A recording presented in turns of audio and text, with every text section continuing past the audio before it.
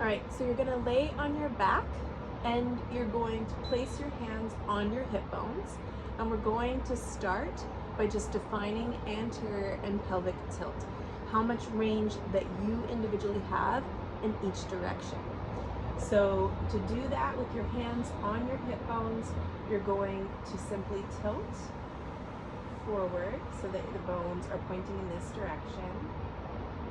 And I'll have like this space open up underneath my back.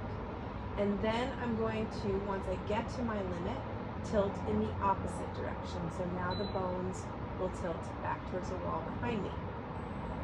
So you can do a few of these reps, just kind of testing out your range of motion. And then I want you to imagine that you are tight through here. So you can consciously try to tighten your abs a little bit, and then do the same thing. With your abs tight, trying to send your hip bones forward, and then trying to go in the opposite direction. And you can probably feel how that starts to limit your range. So now what we're gonna do is we're going to do the opposite. We're going to breathe in easily to try to expand this area. So not necessarily pushing my belly out, right, and sending pressure down, but just inviting this area to relax. So from here, again, tilting the pelvis forward, taking in a nice breath into the belly. And then breathing out.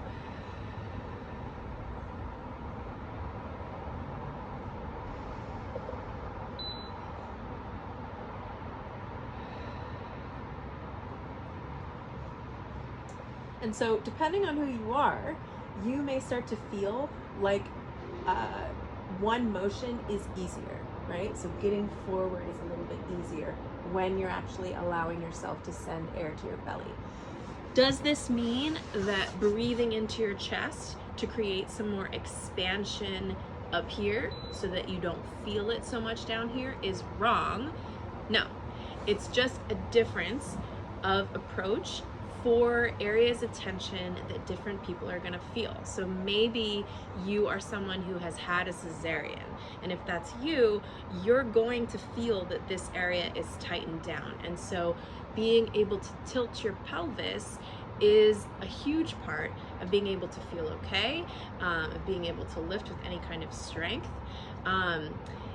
On the other hand, maybe you're someone who's just an ab clencher. These are people that do a ton of rectus abdominis exercises, and you could even, it doesn't have to be one particular muscle group, like literally just use your abs a lot or feel like you walk around kind of clenched more than you think you realize. If that's you, being able to gain a little bit of anterior pelvic tilt is a big part of being able to use your glutes and hamstrings through their full range. So if you're not sure which camp you end up in, give this little drill a try. With and without the breathing, I guarantee you will be a little more conscious of maybe how this could affect your lifting.